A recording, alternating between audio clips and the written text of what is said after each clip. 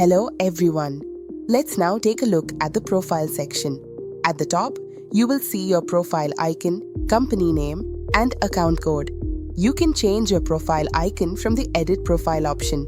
Next, you'll see the basic information section where your registered details are displayed, such as agency name, mobile number, email ID, contact person name, PIN code, sign-up date, currency, website URL, address, and your logo. If you'd like to upload your logo, simply click on the upload icon and select the image from your gallery. You'll also see the required image size for the logo by clicking on this icon. Then, you will find your KYC information submitted to Bonton Holidays. To update any of these KYC details, kindly contact your RM. In the contact information section, you can modify the details that appear to your customers or sub-logins in the help desk. Next is the login details section where your registered mobile number, email ID, and password are listed. If you want to change any of these, you can do so here. Kindly note, OTP is required to change the mobile number or email ID. For mobile number changes, the OTP will be sent via WhatsApp. For email ID changes, the OTP will be sent to your email inbox. If you don't see the OTP email from Bonton, please check your spam folder. Here is the process to change login details. Click on Change Number, enter new number, click on Send OTP, enter OTP, and your contact detail is changed. Same process will be there for email change also.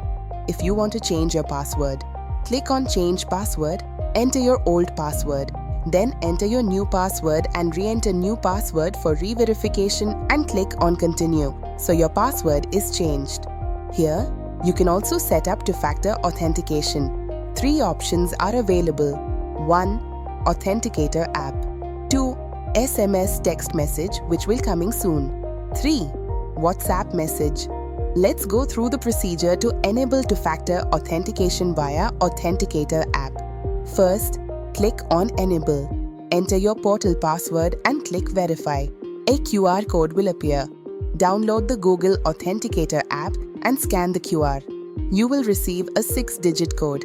Enter it in the field provided. Click on Configure. You will now receive 8 recovery codes. These can be used in case you are unable to access your authentication app. Kindly save these codes safely. Each code can only be used once. If you have any doubts while completing this process, please contact your RM. Now let's look at two-factor authentication via WhatsApp message. The process is simple. Click on Enable. Click Send OTP. You'll receive the OTP on WhatsApp. Enter the OTP and continue to enable WhatsApp authentication. Next, you'll see the bank details section.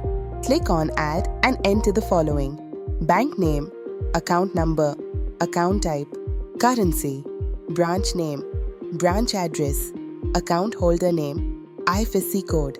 You will also need to attach a copy of the passbook front page or a check photo as a reference.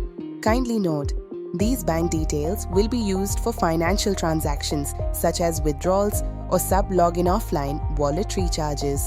The final option in the profile section allows you to check your last 10 login sessions.